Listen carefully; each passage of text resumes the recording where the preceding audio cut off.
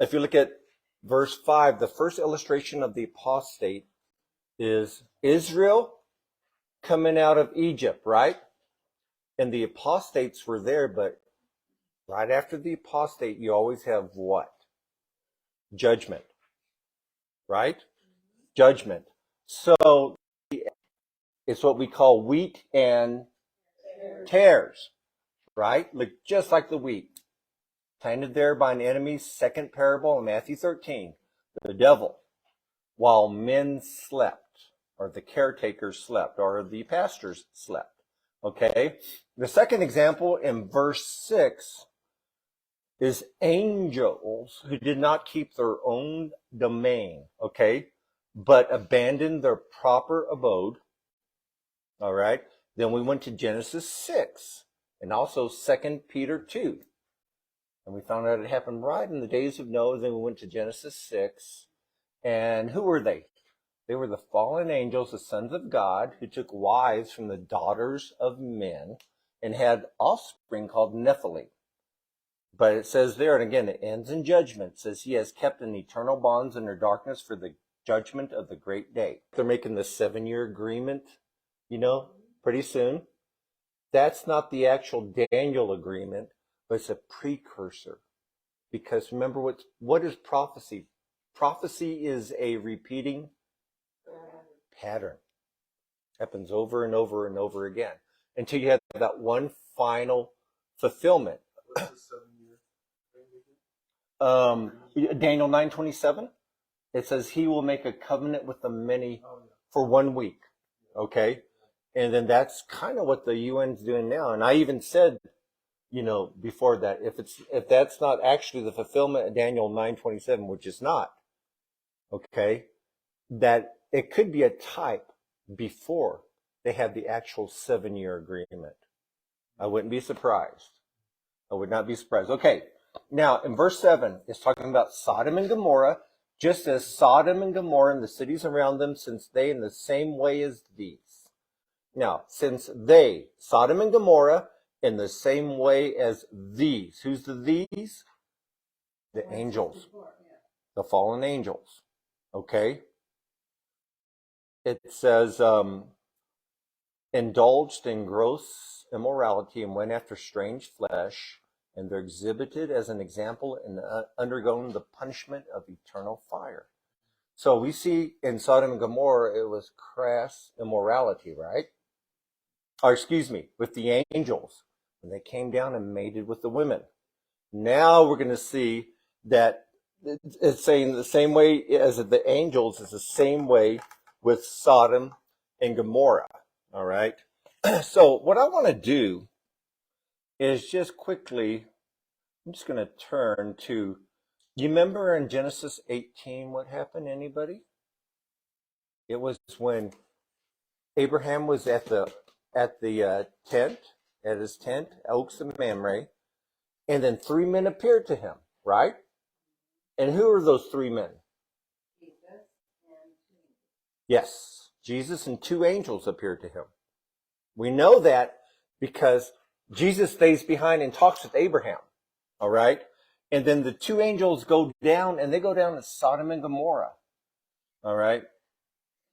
And when the 2 angels left, Abraham has a conversation with Jesus, with God, okay? And then I'm going to just quickly go over chapter 19. Now the 2 angels came to Sodom in the evening as Lot was sitting at the gate of Sodom. Now if he's sitting at the gate, he's a judge, as it will tell you later. So he actually has some prominence there. When Lot saw them, he arose to meet them. He bowed down with his face to the ground. And he said, now behold, my lords, please turn aside into your servant's house and spend the night and wash your feet. Then you may arise early and go your way. They said, however, no, we shall spend the night in the square.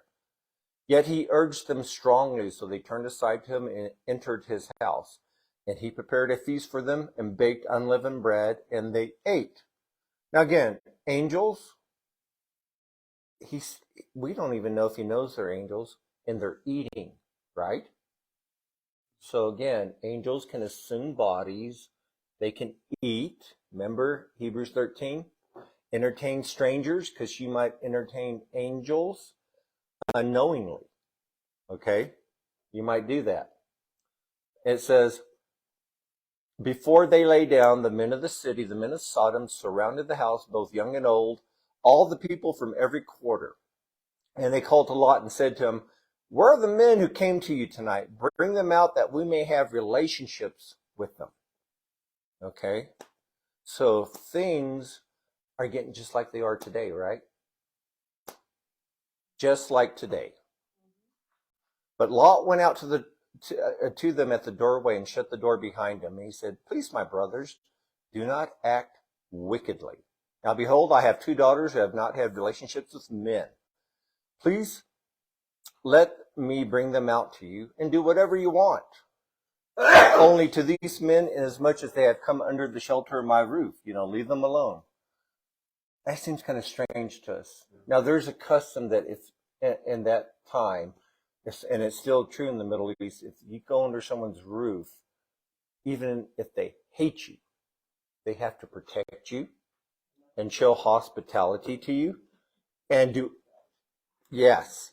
But him offering his daughters just shows how tainted he became. But before we criticize him too much, we're going to go to 2 Peter. Okay? But the men of Sodom said, stand aside. Further, they said, this one came in as an alien, and already he's acting like a judge. Now we will treat you worse than them. So they pressed hard against Lot and came near to break the door.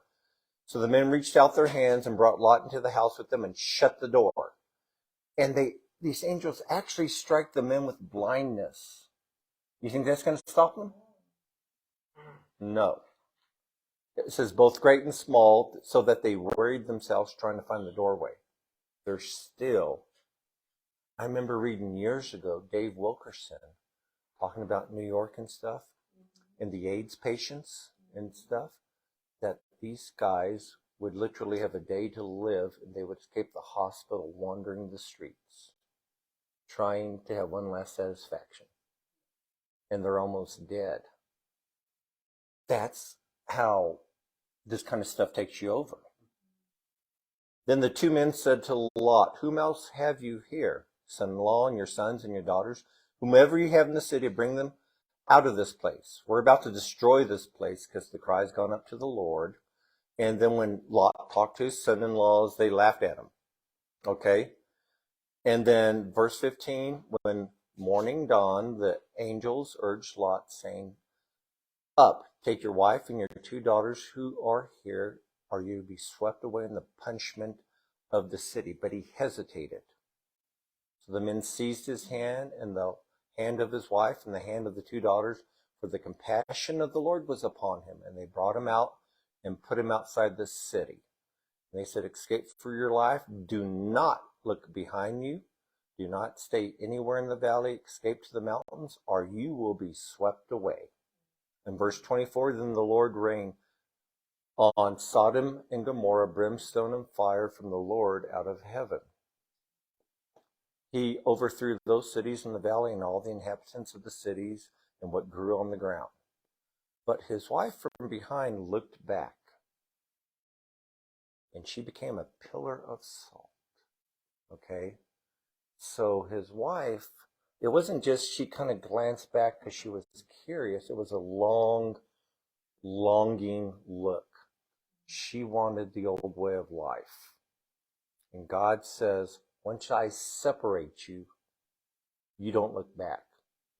What did Jesus say when you put your hand to the plow? What do? You don't look back. Okay? It's a warning, and it's funny because Jesus is going to repeat that. Now let's talk about Lot for a second. 2 Peter chapter 2, verses 6 through 8. It says, and if he, God, condemned the cities of Sodom and Gomorrah to destruction by reducing them to ashes, having made them an example to those who would live ungodly thereafter. And if you rescued righteous Lot, now he's called righteous there. And get this, oppressed by the sensual conduct of unprincipled men. He was weighed down. Literally, it was kind of like he was tortured by what was going on. So even though he was in the city gate, and he's offering his daughter, and he had slipped some, the Bible paints a very good picture of him, of a man living in a very warped, perverse, dark, pleasure-mad society. Okay? This is verse 8, for by what he saw and heard, that righteous man while living among them felt his righteous soul tormented day after day by their lawless deeds.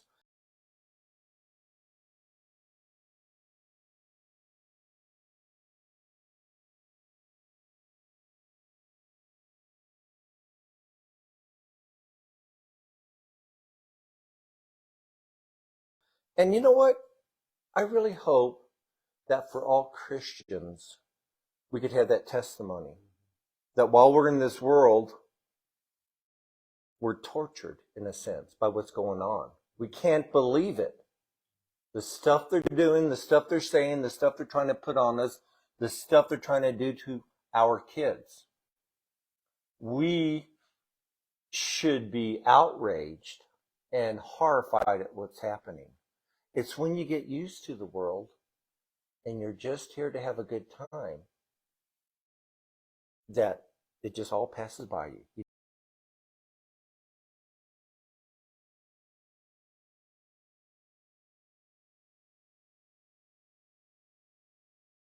Now let's go to Luke 17:28. And this will be the last passage we have as background material, then we'll get into the actual verses. Okay, Luke 17 verses 28, okay, through 33. It was the same thing that happened in the days of Lot. Talking about same thing as in the days of Noah. They were eating, they were drinking, they were buying, they were selling, they were planting, they were building. What does that tell you? Life goes on and prosperity, right? Building and selling and planting. So they were very prosperous, and we're going to find out if that's true. But on the day that Lot went out of Sodom, it rained fire and brimstone from heaven and destroyed them all. It will be just the same way in the day that the Son of Man is revealed. On that day, the one who's on the housetop and whose goods are in the house must not go down and take them out. Likewise, the one who's in the field must not turn back. And then he gives this ominous warning. Remember Lot's wife. And what's the lesson there with Lot's wife? Don't turn back. Don't turn back. Yeah. Do not turn back and long for the old way of life. All right? God is rescuing you out of your old perverse way of life. Don't think about the old days when you used to do this or that, or you long for this or that. God's providing something better. Now, I'm sure when they're locked up there in a cave, right, with his two daughters, he's not thinking, oh, this is more comfortable. He's not thinking that, is he? He's in a dark, damp cave instead of probably a very plush house with nice beds and stuff. But he's got to see things through spiritual eyes, what God's rescued us out of. In verse 33, I'll stop there and we'll go back to the verse. Whoever seeks to keep his life will lose it, and whoever loses his life will preserve it. One of those conundrums, one of those things in the Bible that it's like, how do you, what, to keep your life, you got to lose it? And to lose your life, you're going to keep it? He means your life and your way of life in this world. If you lose that, you'll gain life, eternal life, life abundant. I come that they might have life and have it abundantly, John 10:10, right? But the problem is, I think sometimes we as Christians have too much a thirst for the world, don't we?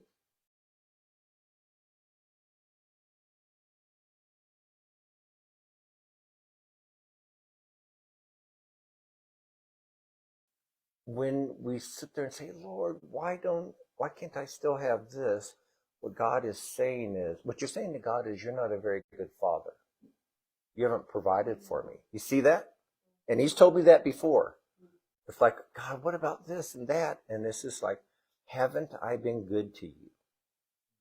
And it just stopped me right there in my tracks. It's like, yes, you have been the most fantastic father ever.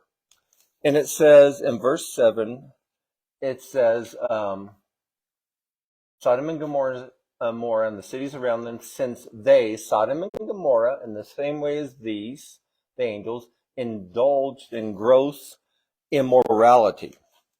Okay? So whatever the angels did, they did.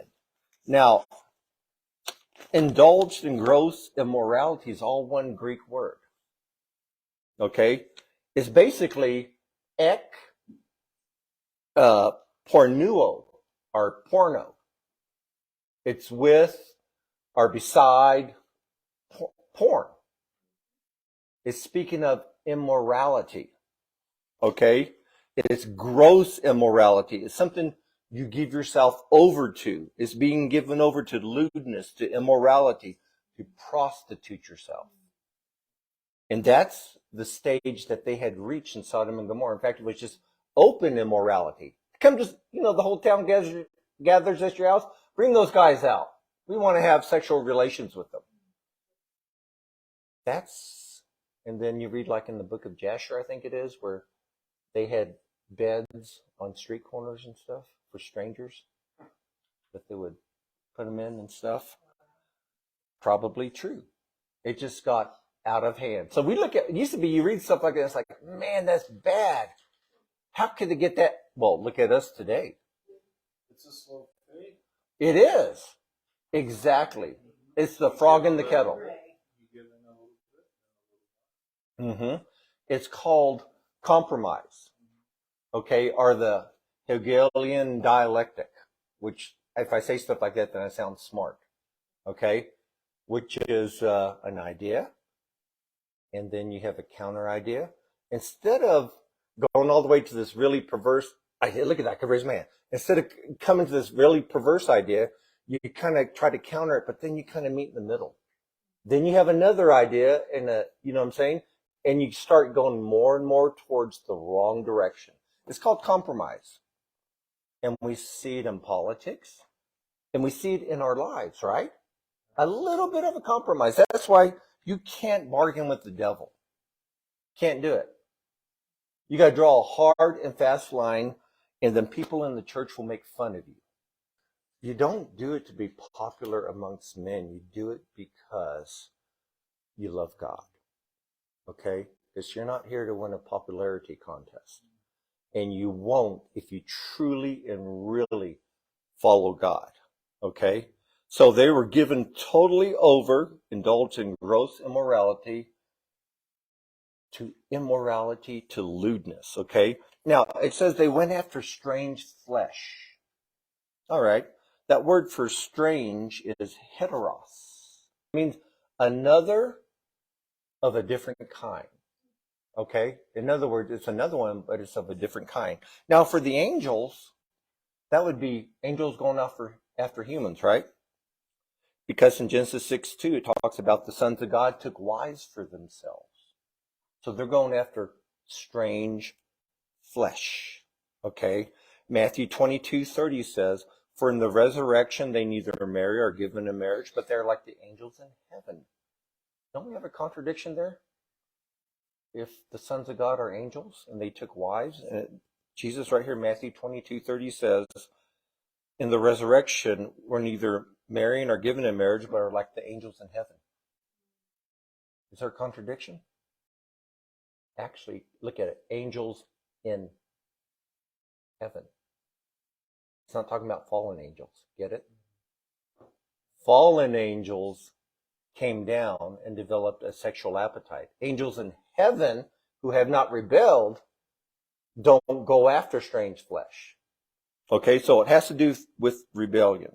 And also with with Sodom and Gomorrah, we just have to look to God's original intent. In fact, a lot of things that would straighten out so much is looking at God's original intent. I'm going to read this passage from Matthew 19, verses 3 through 8. This is God's original intent, which is so obvious, and yet I think it gets clouded because of all the stuff going on today. So Matthew 19, starting at verse 3. Some Pharisees came to Jesus testing him and asking him, is it lawful for a man to divorce his wife for any reason at all? Okay. He answered and said, have you not read when he created them from the beginning, original intent, he made them male and female. He made them male and female from the beginning. Again, Jesus, when they asked them about, this is kind of a side thing on divorce, he went to original intent. One man, one woman for life. Okay. And for this reason, a man shall leave his father and mother and be joined to his wife, and the two shall become one flesh. So they're no longer two, but one flesh. What therefore God has joined together, let no man separate. And they said to him, why then did Moses command to give her a certificate of divorce and send her away? That's a good question. Why would he do that? And he didn't command them to do that. That's Deuteronomy. Oh gosh, I can't think of it. Anyways, the beginning of a chapter, Deuteronomy 20 or 25, first 4 verses, something like that. Just read the screen right here and you'll see what verse it is. That's for YouTube. Okay. Anyway, bring up those scriptures, okay? Anyways, he said to them, because of the hardness of your heart. That's what happened. God's original intent. And then man comes in with what? Hardened heart. He starts changing it. Okay? He says, but from the beginning, it has not been this way. Again, original intent. God has his plan. Satan comes in with his destruction. Right? Again, John, you just have to remember, I only know 3 or 4 verses. You just have to remember John 10:10. The thief comes only to kill, steal, and destroy. But I come that they might have life and have it abundantly. So if you want the abundant life, you follow God, right? If you want to die and be destroyed, you follow Satan.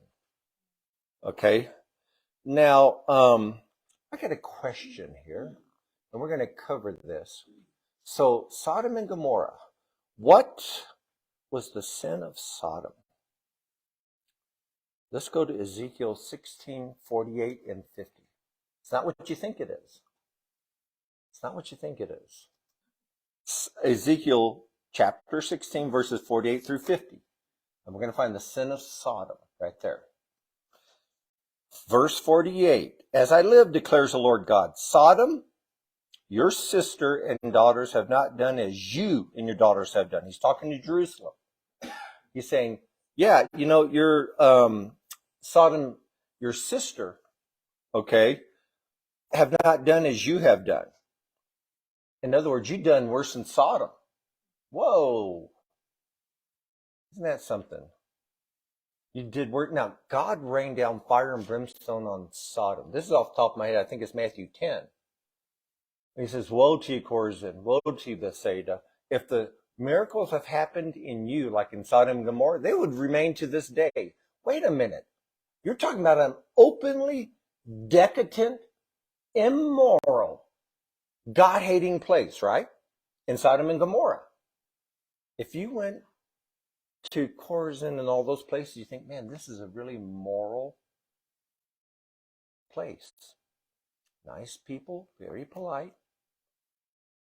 And, they're dressed very modestly. You would think this is a much better place, right?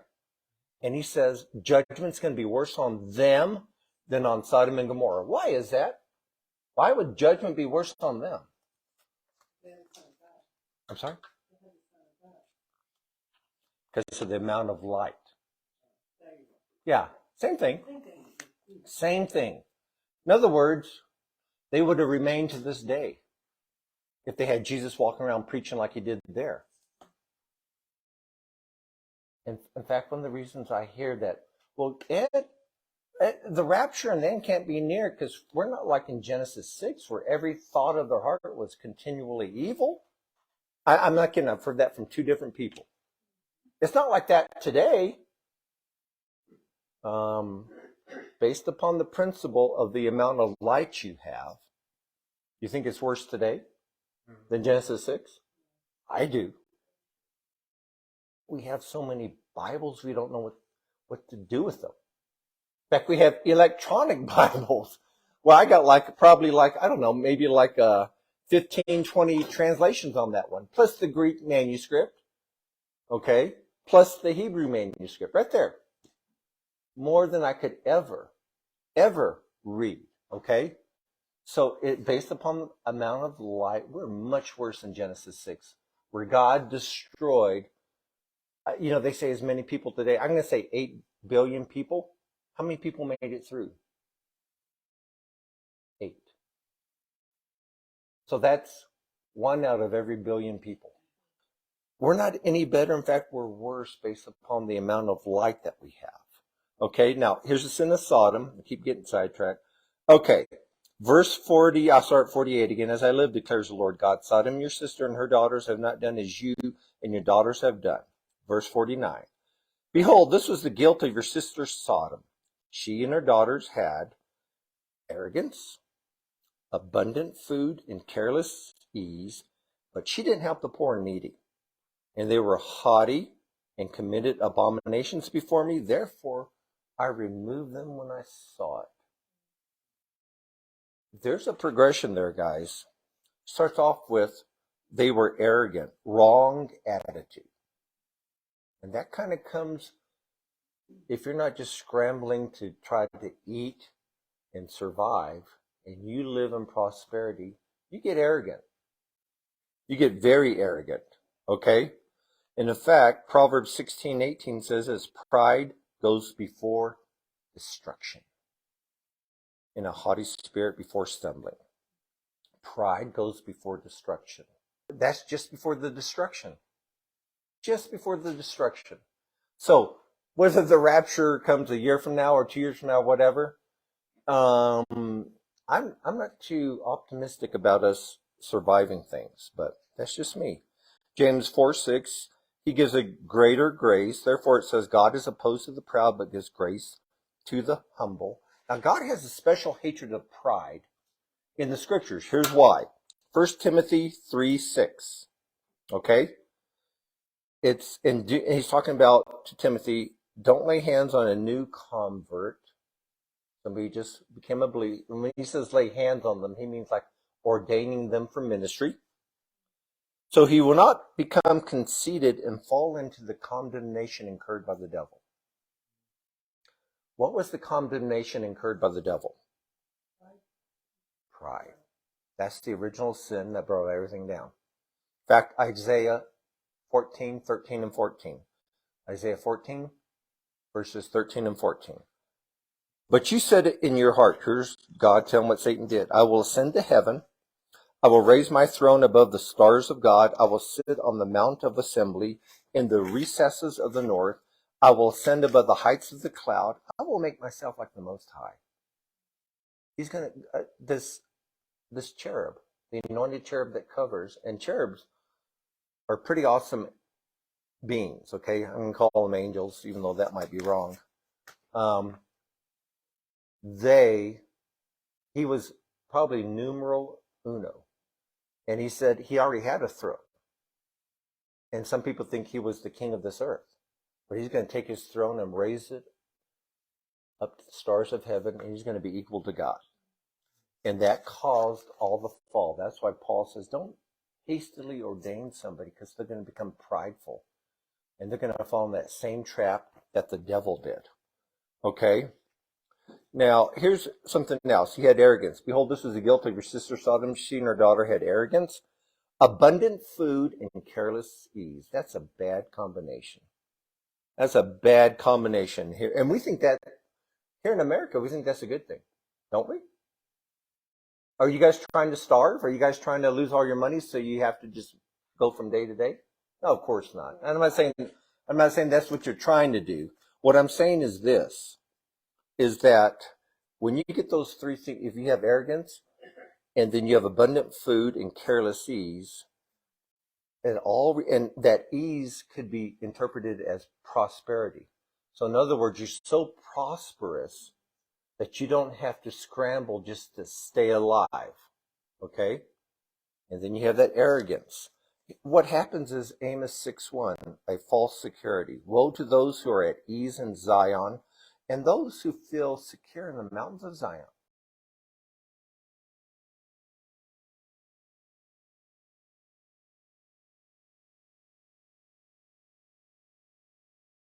See what's happening over in Israel, or Christians being tortured in other countries, or catastrophes. Don't we feel pretty secure over here? Yeah, we watch on our little YouTube on our tablets, right? We're secure.